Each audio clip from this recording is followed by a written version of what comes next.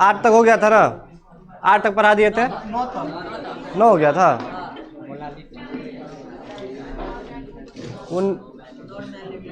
कहाँ 9, 9 नहीं ना है। आए चलो आगे देखो तो रे, वो क्या कर रहा है उधर, चलो सीधा देखो इधर।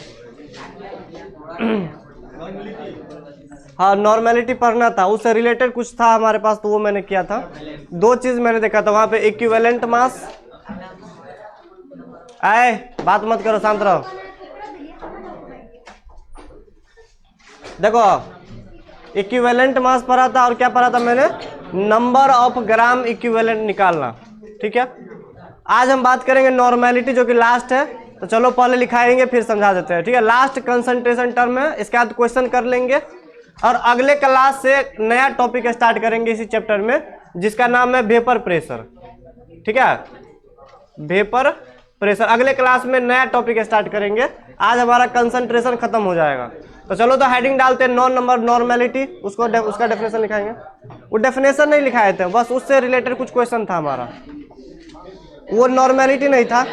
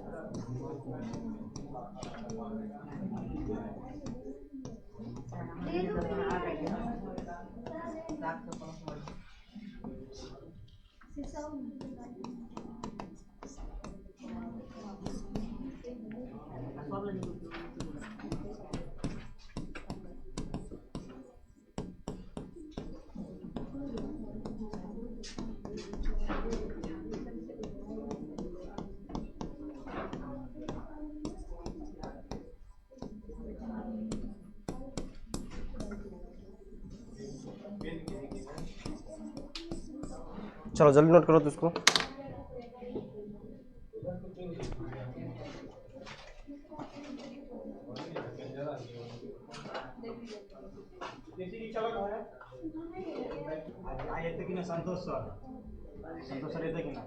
संतोष सर तो खो गए मेला में।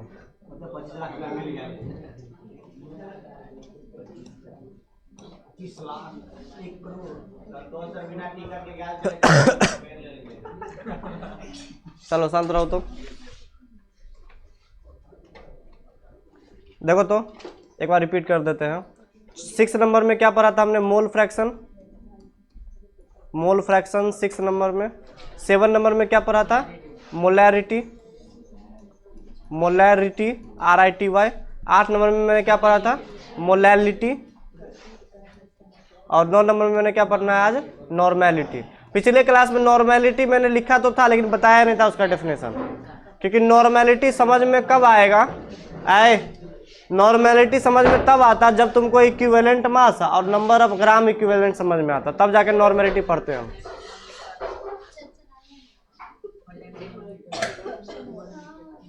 चलो शांत रहो। तो बताओ 6, 7, 8 में किसी को दिक्कत नहीं ना था? 7 और 8 में डिफरेंस भी मैंने बताया था। तो यहां से ही याद रखना, 5 तक याद नहीं भी रखेगा तो चलेगा, ठीक है। 6, 7, 8 और 9 आज लास्ट वाला टर्म पढ़ रहे हैं। इसके बाद ये चैप्टर, ये टॉपिक हमारा खत्म होगा। चैप्टर नहीं, चैप्टर में कुछ और पॉइंट आ गया तो आगे कल नया टॉपिक स्टार्ट कर देंगे कंसंट्रेशन को छोड़ करके। तो देखो तो ये नॉर्मेलिटी क्या है? तो नॉर्मेलिटी तुमको तब समझ में आएगा जब तुमको ना नंबर ऑफ ग्राम इक्विवेलेंट निकालना आ जाएगा। क्या निकालना आ जाएगा? Number of gram equivalent. ये पिछले क्लास में मैंने निकालना सीखा था। जिसको ये निकालना हो जाएगा वो नॉर्मेलिटी का डेफिनेशन बता सकता है।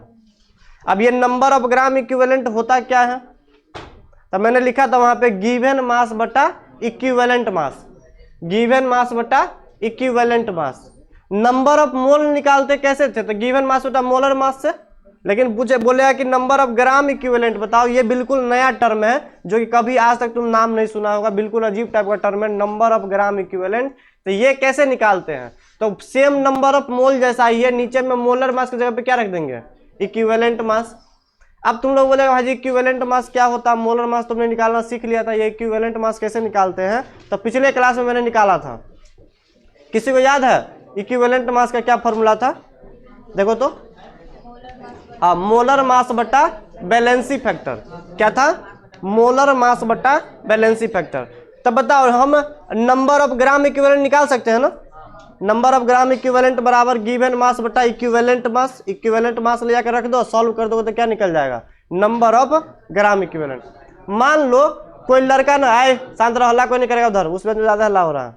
अगर मान लो कोई लड़का का ना नंबर ऑफ ग्राम इक्विवेलेंट का वैल्यू 5 आया, मान लो कितना आया? सॉल्व किया, वैल्यू वगैरह पुट किया। अगर मान लो इसका नंबर ऑफ ग्राम इक्विवेलेंट का जो संख्या है, ग्राम इक्विवेलेंट का जो संख्या है वो कितना आ रहा है? मान लो 5।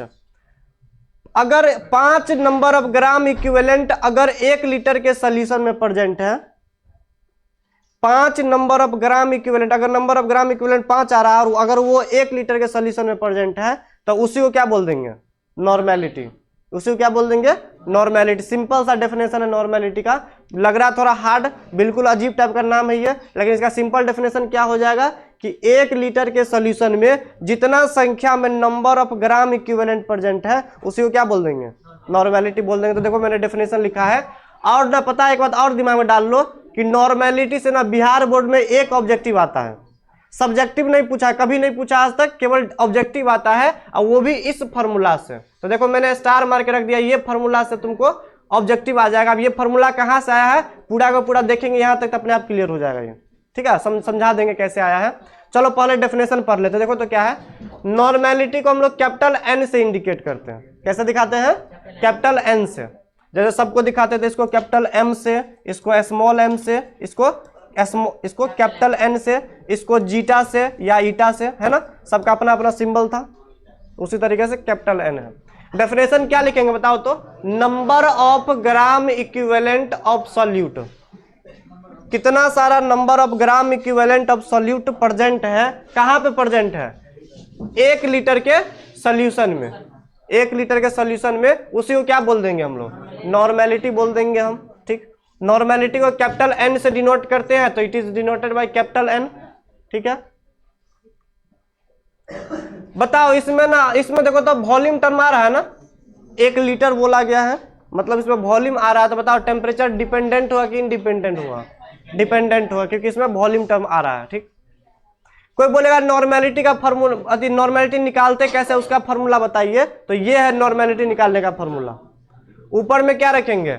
Number of gram equivalent of solute, कितना सारा है, और नीचे में क्या रख देंगे? वॉल्यूम ऑफ सॉल्यूशन, किस में? लीटर में। ठीक, इसका कोई बोलेगा यूनिट बताओ, तो बताओ नीचे में क्या है? लीटर, तो नीचे में क्या चला जाएगा? लीटर। और नंबर ऑफ ग्राम इक्विवेलेंट को हम ऐसे लिख सकते हैं, ठीक है, नंबर ऑफ ग्राम इक्विवेलेंट ही लिखा जाता है इसका यूनिट में, याद रखना। तो क्या हो जाएगा? Number of gram equivalent per unit litre, या इसको भी ऐसे भी लिख सकते हैं, ग्राम इक्विवेलेंट बट्टा क्या लिख सकते हैं? लीटर, दोनों सही है। नंबर ऑफ ग्राम इक्विवेलेंट लिख लो, या क्या लिख लो? ग्राम इक्विवेलेंट बटा लीटर, दोनों सही है। तो वही ज़्यादा इंपॉर्टेंट, ज़्यादा फेमस नाम है उसका यूनिट का। ठीक, अब इस फार्मूला को मैंने थोड़ा और आगे बढ़ाया, थोड़ा एक्सपेंड किया। देखो तो क्या है यहाँ पे, क्योंकि एक्सपेंड इसी फार्मूला से तुमको ये वाला फार्मूला फाइनली निकल के आएगा। देखो तो बताओ नंबर ऑफ ग्राम इक्विवेलेंट कैसे निकालते हैं? नंबर ऑफ ग्राम इक्विवेलेंट कैसे निकालते हैं? गिवन मास बटा इक्विवेलेंट मास, गिवन मास बटा इक्विवेलेंट मास गुना, अब ये जाएगा वॉल्यूम, इधर आएगा तो 1 बटा क्या लिख लेंगे? Volume of solution. जैसे मोलरिटी वगैरह में करते थे वैसा ही सब कॉन्सेप्ट है। वहां पे था गिवन मास बटा मोलर मास था, यहाँ पे क्या है? इक्विवेलेंट मास है। बात तो सब कुछ वही है, अगर एक अच्छा से पढ़ लेगा तो सब दिमाग में आ जाएगा, सब एक जैसा ही है ना। हम एक्स्ट्रा कुछ याद नहीं किए, बस मोलरिटी अगर याद है तो नॉर्मेलिटी भी याद हो जाएगा। सेम कहानी है, बस मोलर मास की जगह पे क्या रख देना है? Equivalent mass. देखो गिवन मास बटा मोलर मास वहां पे था, यहाँ पे क्या आ गया है? इक्विवेलेंट मास आ गया है। अब हम क्या चाहते हैं? इक्विवेलेंट मास को भी ओपन करना चाहते हैं। तो बताओ इक्विवेलेंट मास कैसे निकालते थे? मोलर मास बटा वैलेंसी फैक्टर। इक्विवेलेंट मास कैसे निकालते थे? मोलर मास बटा वैलेंसी फैक्टर। तो इधर चला जाएगा मोलर मास, अब बट्टा में वैलेंसी फैक्टर, तो ये ऊपर चला जाएगा।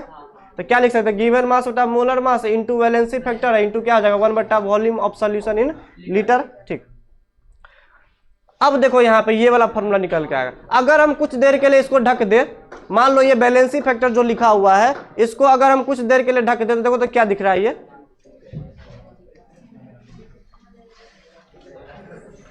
देखो तो ये क्या दिख रहा है? गिवन मास बटा मोलर मास ऑफ सॉल्यूट गुना क्या हो जाएगा? 1 बटा वॉल्यूम ऑफ सॉल्यूशन। इसको क्या बोलते हैं हम लोग?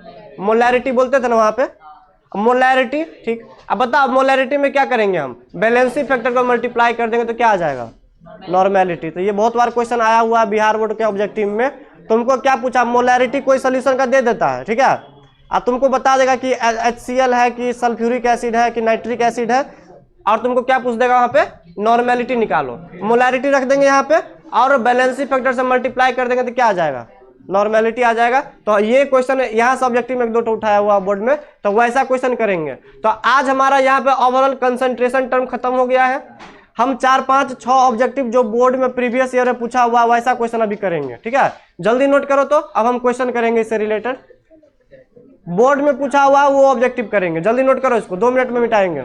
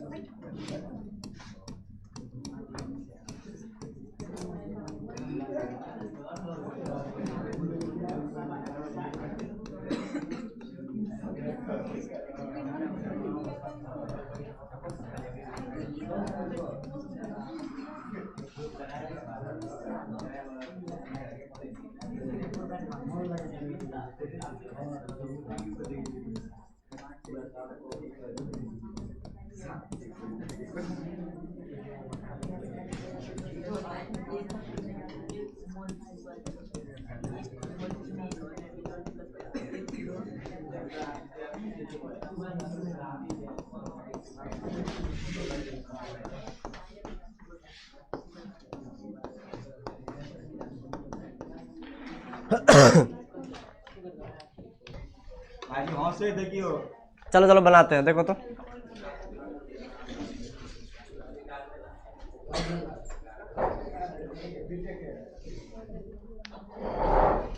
चलो ये वाला कैसे बताओ तो। टेम्परेचर डिपेंडेंट कंसंट्रेशन टर्म कौन हो जाएगा? सी हो जाएगा, नॉर्मेलिटी। ठीक, क्या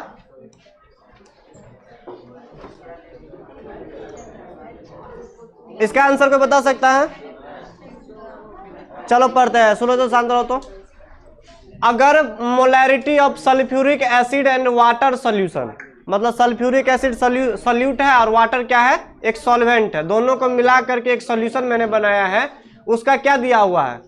मोलैरिटी दिया हुआ कितना है? 5 m के बराबर है। तो अगर मोलैरिटी दिया हुआ है तो नॉर्मेलिटी निकाल सकते हैं ना? बताए थे कि रिलेशन, तो याद रखना वो वाला, बहुत बार पूछता है उससे रिलेटेड। मोलैरिटी गुना बैलेंसी फैक्टर बराबर क्या हो जाएगा? नॉर्मेलिटी। ये पढ़ा अभी जस्ट। बताओ मोलैरिटी कितना दिया हुआ है? 5, तो 5 रख लो इनटू। अब एक बात तुम बताएगा कि बैलेंसी फैक्टर किसके लिए निकालते हैं? सॉल्यूट के लिए कि सॉल्वेंट के लिए? सॉल्यूट के लिए, सॉल्यूट के लिए निकालते हैं। तो बताओ सॉल्यूट यहाँ पे है क्या? सल्फ्यूरिक एसिड है। अब पिछले क्लास में सल्फ्यूरिक एसिड का सूत्र बताया था H2SO4। तो बताओ इसका बैलेंसी फैक्टर कितना हो जाएगा? 2, क्योंकि यह एक एसिड है और पानी में कितना H+ रिलीज करेगा? 2। तो क्या करें, 2 से मल्टीप्लाई कर दे इसको, तो कितना हो जाएगा? 5 दूना 10। और नॉर्मेलिटी को हम n से इंडिकेट करते हैं, या number of gram equivalent per unit litre. तो 10 क्या हो जाएगा यहाँ पे? n के बराबर। तो ऐसा वाला क्वेश्चन बहुत बार बोर्ड में मिलेगा तुमको, बन जाएगा। ठीक, चलो अब ये देखते हैं। बताओ इसका आंसर कोई बता सकता है कौन सा होगा? ए होगा। हाँ देखो यहाँ पे सुनो, 1 मोल चीनी, सुनो 1 मोल चीनी को मैंने डिजोल्व कर दिया है 1 किलोग्राम पानी में, यानी 1 किलोग्राम सॉल्वेंट में। तो उसको क्या बोलते हैं हम लोग? मोलैलिटी के नाम से जानते हैं, ये मैंने पढ़ा था। तो बताओ मोलैलिटी का फॉर्मूला हमारे पास क्या था? बताओ, ऊपर में क्या रखते थे? Number of mole of solute है, नीचे में क्या रखते थे? Mass of solvent. ये मोलैलिटी पूछा, मोलैरिटी नहीं है, मोलैलिटी है। तो ये हो जाएगा मास ऑफ सॉल्वेंट। तो बताओ कितना मोल चीनी है? देखो तो 1 मोल, ऊपर में 1 जाएगा। बताओ मास कितना है? 1 किलोग्राम, तो नीचे में कितना आएगा? 1 आएगा। अब बताओ ये क्या था? हमारा स्मॉल m है ना, मोलैलिटी का स्मॉल m से दिखाते हैं। तो क्या हो जाएगा? 1 कैपिटल M के स्मॉल m, स्मॉल m। तो कितना कोई पता है? ये टिक मार के आ जाएगा। बोलेगा कि एक आंसर आ रहा है, लेकिन इसका यूनिट को भी ध्यान रखना पड़ेगा। ए इसको स्मॉल m से दिखाते हैं ना, तो ऑप्शन कौन हो जाएगा? ये धरपड़ा गया एग्जाम में, टिक मार देगा B नंबर, और खुश हो जाएगा तुम लोग। खुश हो जाएगा ना B नंबर मार के। अब फिर आएगा घर पे क्वेश्चन मिलाएगा, B नंबर मारना था, ये नंबर कैसे नहीं मारे हम है? इसमें कौन में टिक मारना है? हाँ ए में, हम B में मार दिए हैं। हम तो B में मार के खुश लग रहे थे। चलो आप देखो तो वो वाला, ये बताया था पिछले क्लास में और नोट करके लिखाया था, कोई भी सॉल्यूशन के लिए कि मोल फ्रैक्शन सॉल्यूट का और सॉल्वेंट का जो जोड़ लगाते हैं वो किसके बराबर होता है? 1 के बराबर। 1 से 9 ज्यादा, 9 1 से कम इक्वल टू 1। ऑप्शन नंबर कौन हो जाएगा? सी हो जाएगा। नन तो होगा नहीं, none of this, option number C हो जाएगा यहाँ पे। इसका आंसर बताओ जल्दी कोई, कौन हो जाएगा? कितना होगा? कहते लाओ, तू बोलता रहा तो गलती हो तो और सी हो जाएगा इसका। नहीं कहे चले 4 गो सही हो गलती, 4 गो सही चलेगा, वो गलती हुई हो नहीं, सी सही है। देखो तो यहाँ पे बन जाए कि नहीं बन जाएगा? तो सुनो एक काम करना, सुनो देखो नॉर्मेलिटी अगर किसी को दिमाग पे नहीं रहेगा ना तो तुम सिंपल सा काम क्या करना, मोलैरिटी निकाल लेना और बैलेंसिंग फैक्टर से मल्टीप्लाई कर देना, ये काम कर सकता है। तो बताओ मोलैरिटी कैसे निकालते थे? ऊपर में रखते थे गिवन मास, तो कितना दिया हुआ 40, नीचे में क्या रखते थे? Molar mass. तो सॉल्यूट तो ये है, तो NaOH का मोलर मास कितना होगा? 40 गुना, बताओ वॉल्यूम कितना दिया हुआ है? 1 लीटर, तो 1 बटा कितना हो जाएगा? 1, 40 से 40 कट जाएगा। मोलैरिटी कितना आ रहा है? 1 के बराबर, तो मोलैरिटी 1 है, ठीक है, गुना बैलेंसिंग फैक्टर। तो बैलेंसिंग फैक्टर किसके लिए निकालते हैं हम लोग? बेस के लिए, एसिड के लिए या तो बेस के लिए, तो सॉल्ट के लिए जो कि सॉल्यूट होगा हमारा, है ना। वाटर के लिए नहीं निकालते हैं, वाटर तो सॉल्वेंट है ना। पढ़ो इसको, 40 ग्राम NaOH को डिसॉल्व कर दिया वाटर में, पानी में डालकर सोल्यूशन तैयार किया। तो बताओ तो बैलेंसिंग फैक्टर किसके लिए निकालेंगे? सॉल्यूट के लिए निकालते हैं। तो बताओ NaOH पानी में डालने पर कितना OH माइनस देगा? 1 देगा। तो मतलब 1 को 1 से मल्टीप्लाई करेंगे, कितना आंसर होगा? 1। तो नॉर्मेलिटी का यूनिट होता है n, तो क्या हो जाएगा? 1n के बराबर। तो ऑप्शन नंबर कौन सा हो जाएगा? सी। बताओ क्वेश्चन कर सकता है ऐसा? तो चलो रहने देते हैं, अगले क्लास में नया टॉपिक स्टार्ट करेंगे इसी चैप्टर का। एक बार पढ़ के आना है सबको।